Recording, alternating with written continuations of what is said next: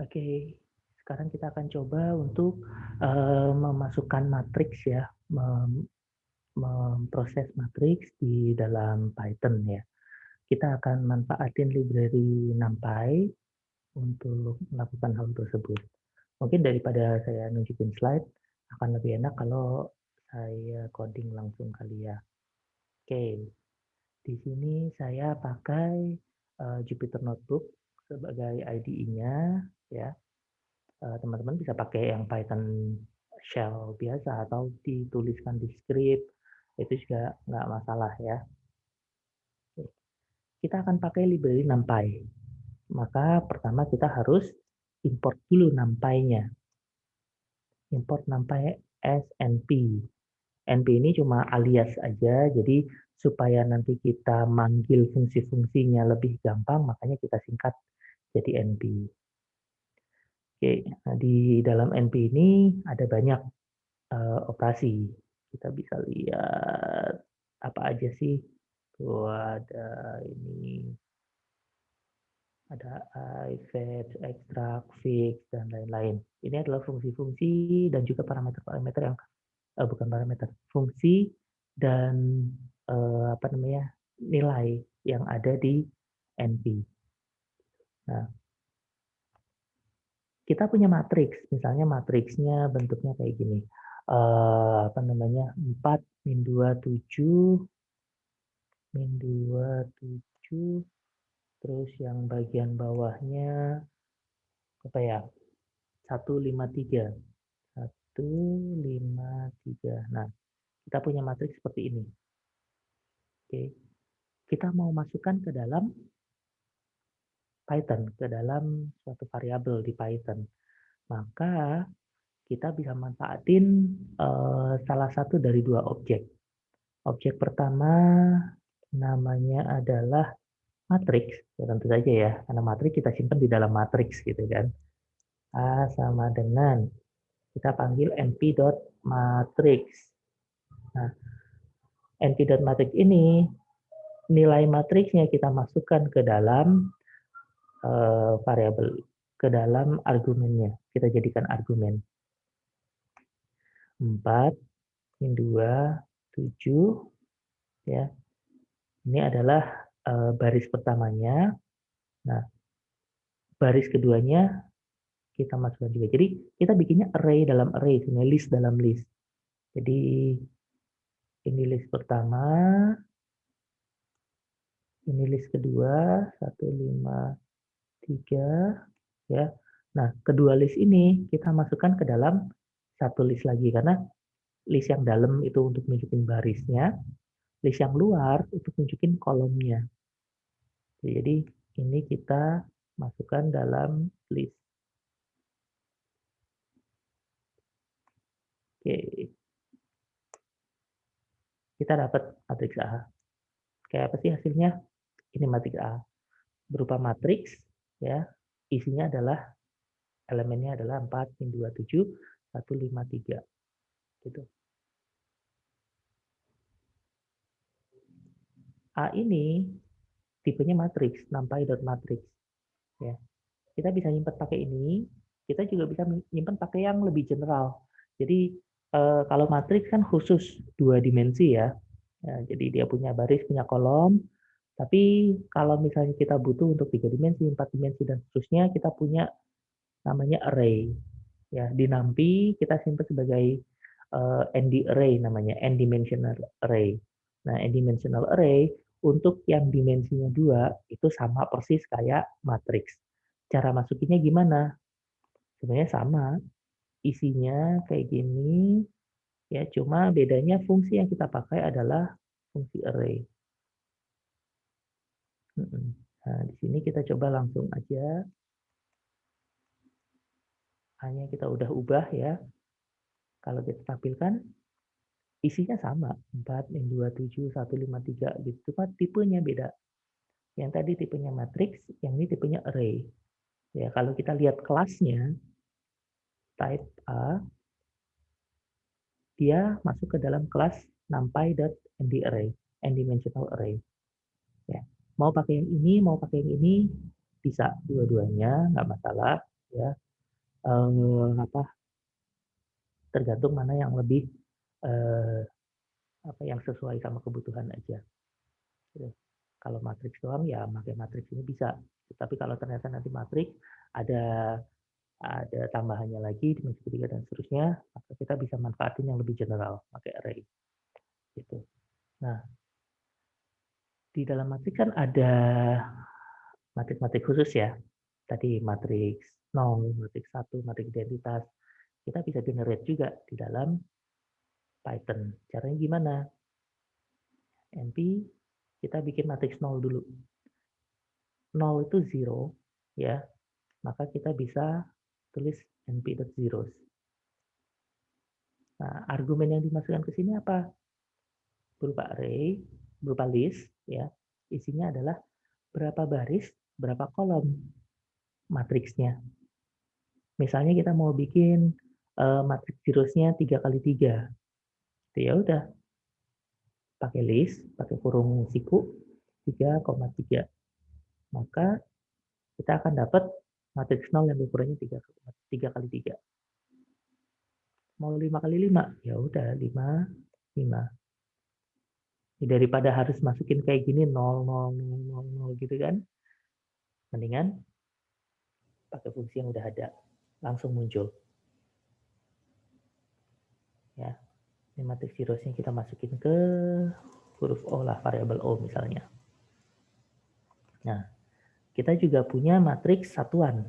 Matriks satuan kita masukin ke huruf J ya. Matriks satuan masuknya np.ones. Sama di sini. Argumen yang kita pakai adalah berapa banyak baris, berapa banyak kolom. 5, 5 misalnya. Tuh, muncul seperti ini. Ya, matriks kosong, matriks 0, matriks 1, terus habis itu matriks identitas. Nah, matriks identitas ini menarik nih. Kenapa? Karena fungsi yang dipakai adalah I. Kok I, Pak? I kan mata, gitu kan. Nah, apa hubungannya identitas sama mata?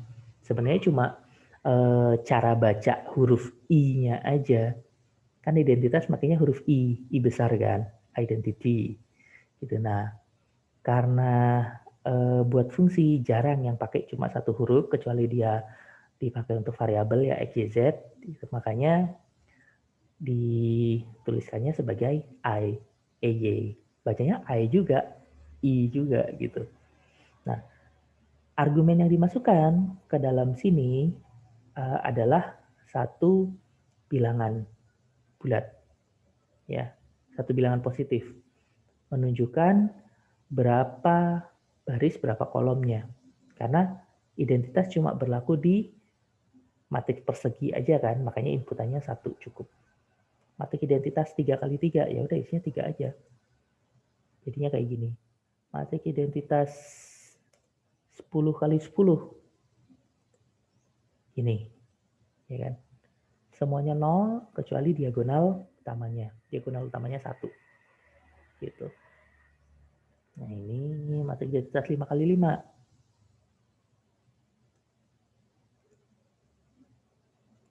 Ya, kita munculin aja.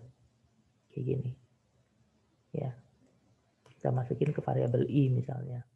Oke. Itu matriks identitas. Terus operasi-operasi matriks yang bisa kita lakukan gimana?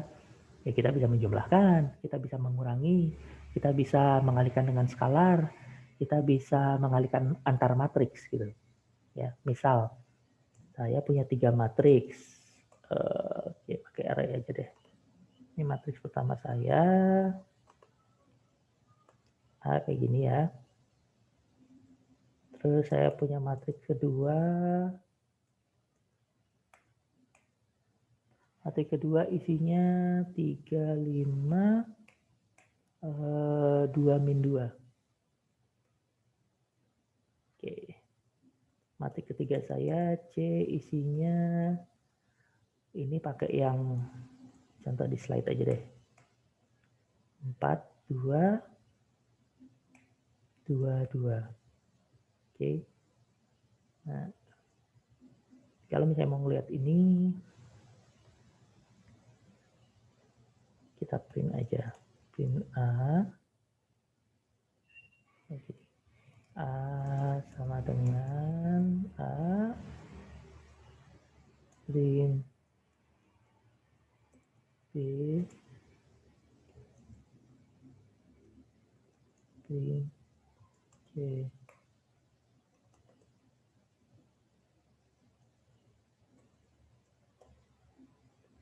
Lupa slash-nya kayak gini kalau nggak salah deh.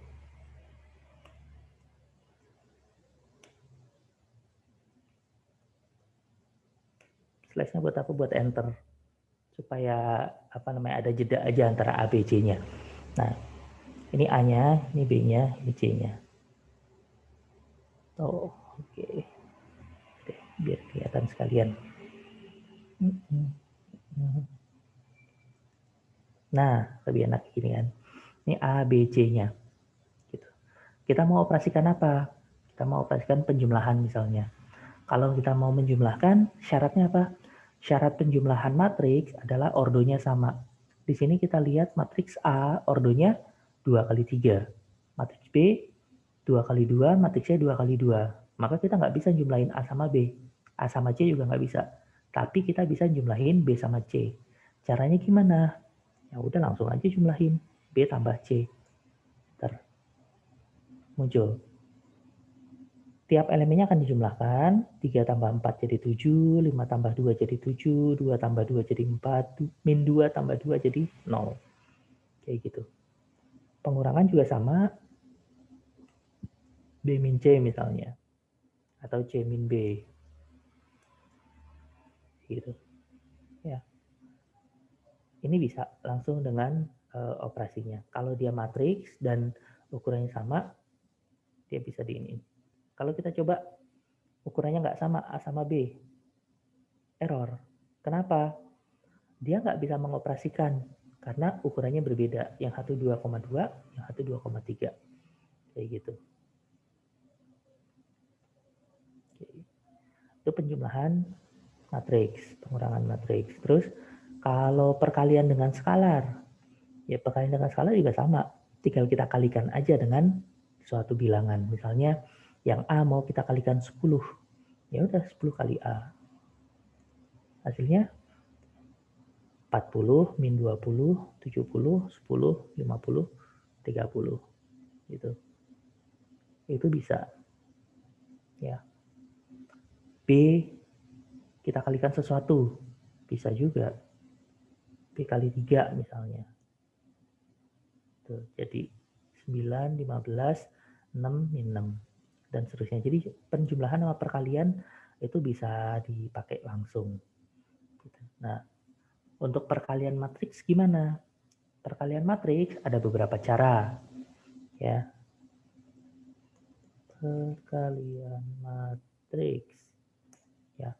Cara pertama, kita pakai fungsi matmo, matrix multiplication, np.matmo. Ya.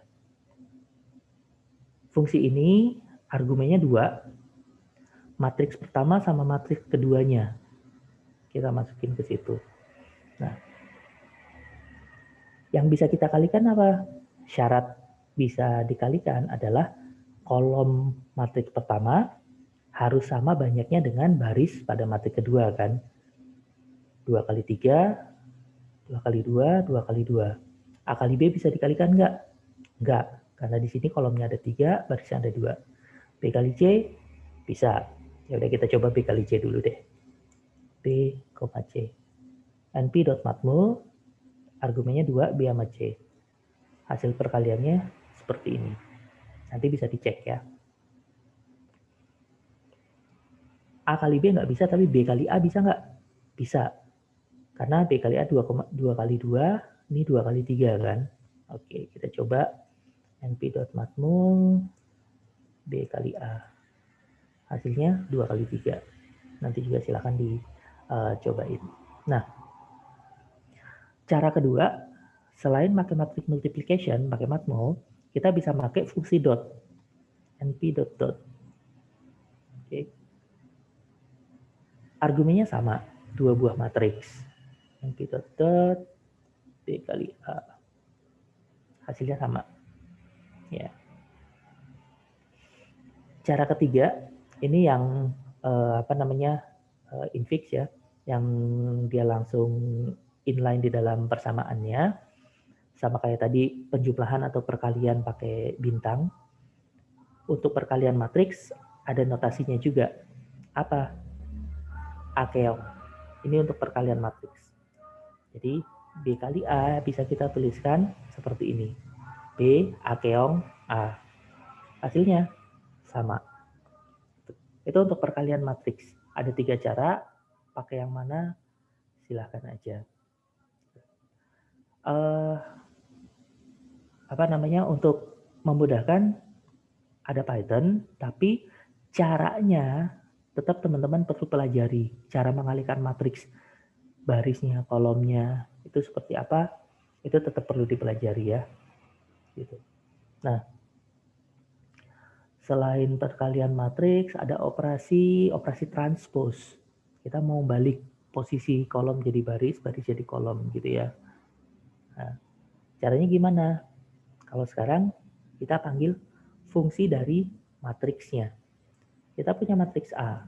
Matriks A bentuknya 2 kali 3 seperti ini.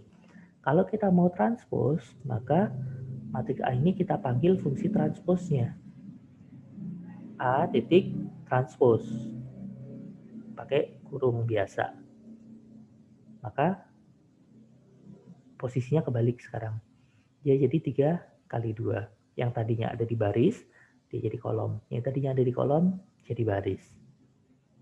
Ya, transpose. Ngitung determinan gimana? Ngitung inverse gimana? Kalau mau ngitung yang lebih lebih advance, biasanya kita manfaatin fungsi-fungsi yang ada di dalam linear algebranya. Jadi di dalam NumPy itu ada linear algebra, ya di dalam linear algebra itu ada beberapa fungsi lagi yang bisa kita manfaatin. Contoh untuk determinan, ya kita pakai yang bisa dihitung determinan apa? Matriks persegi kan? Wah, ini oke, close dulu biar kelihatan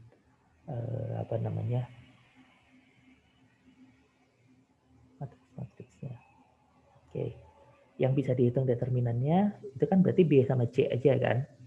A nggak bisa kita hitung determinannya. Nanti kita lihat kalau kita paksain hasilnya kayak apa. Caranya untuk menghitung determinan adalah dengan fungsi linear algebra, ya, np.linout, habis itu det. Determinan dari apa yang mau kita hitung? B misalnya. Determinan dari B adalah minus 16. Minus 16,000007. Ini maksudnya apa? Ini error dalam penyimpanannya aja sebenarnya. Karena Python termasuk bahasa pemrograman lain di komputer, itu kan dia nggak bisa menyimpan angka full ya, sampai penuh semua gitu nggak bisa. Jadi pasti ada batasnya. Kayak 10 bagi 3 berapa sih? 3,33. Dia nggak simpen semuanya tuh. Dia simpen paling cuma sampai beberapa digit aja, 16 digit lah. Gitu. Dan nyimpennya nggak pakai cara desimal, nyimpennya pakai binary. Nanti kita akan pelajari setelah UTS ya, bagaimana si komputer itu menyimpan suatu nilai. Ya. Nah, di sini muncul nih 7. Itu sebenarnya karena error di penyimpanannya aja, ada yang dipotong-potong-potong, makanya terakumulasi jadi ada ini. Ngaruh nggak? Nggak terlalu ngaruh sebenarnya karena dia nilainya terlalu kecil, nggak signifikan. Gitu. Kalau komanya di sini gitu baru itu ngaruh. Sampai kalau misalnya float ya itu biasanya 8 angka itu udah cukup. Kalau misalnya kita butuh teliti lebih dalam lagi sampai 16 angka di belakang koma, 16 desimal, kita bisa pakai double precision gitu. Nah, ini untuk hitung determinan ya. Balik dulu ke determinan matriks. Nah, untuk hitung determinan pakai ini, coba kita lihat determinan dari C berapa. In of that C C. Determinan dari C 4. 4 kali 2, 8 dikurangi 2 kali 2, 4. 8 dikurangi 4, 4. Betul kan? Itu untuk hitung determinan. Kalau kita paksain ngitung determinan A yang ukurannya nggak persegi, gimana? Cobain aja. Error. Errornya apa kata dia? Last two dimensional of the array must be square. Syaratnya dia punya determinan adalah square, persegi. Ya. Oke. Kita udah menghitung determinannya, ngitung inverse. Kalau ngitung inverse sebenarnya butuh determinan kan? Ya. Tapi kalau pakai fungsi di dalam linear algebranya, kita cukup kasih keterangan.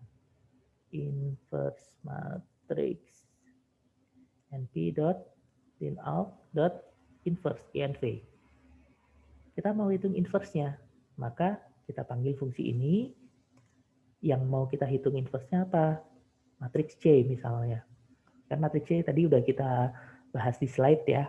Inverse-nya itu yang tadi setengah, min setengah, dan seterusnya. Kita coba lihat, bandingkan dengan ini, betul nggak? Betul ternyata. Setengah, min setengah, 1. Kalau misalnya ini, ya, ini kan inverse-nya. Kalau kita kalikan dengan C, apa yang terjadi? Dia jadi matriks identitas. NP lit out in C. Ntar dulu. C kali C.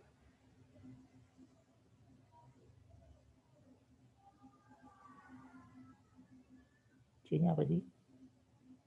Masih sama kan?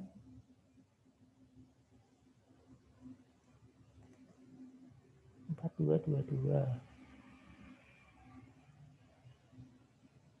Oh, sorry. Tadi, ya, karena tadi pakai kali ya. Ya, kalau kali, maka dia akan mengalihkan elemen per elemen wise. Ya, 4 kali setengah jadi 2 kali min setengah jadi min 1, dan seterusnya. Makanya ini harus hati-hati. Untuk perkalian matriks kita pakai tadi matmo, dot, kalau nggak pakai akeong. Nah, jadi 1, 0, 0, 1, materi identitas. Oke, materinya sampai sini, silahkan dicoba-coba ya. Assalamualaikum warahmatullahi wabarakatuh.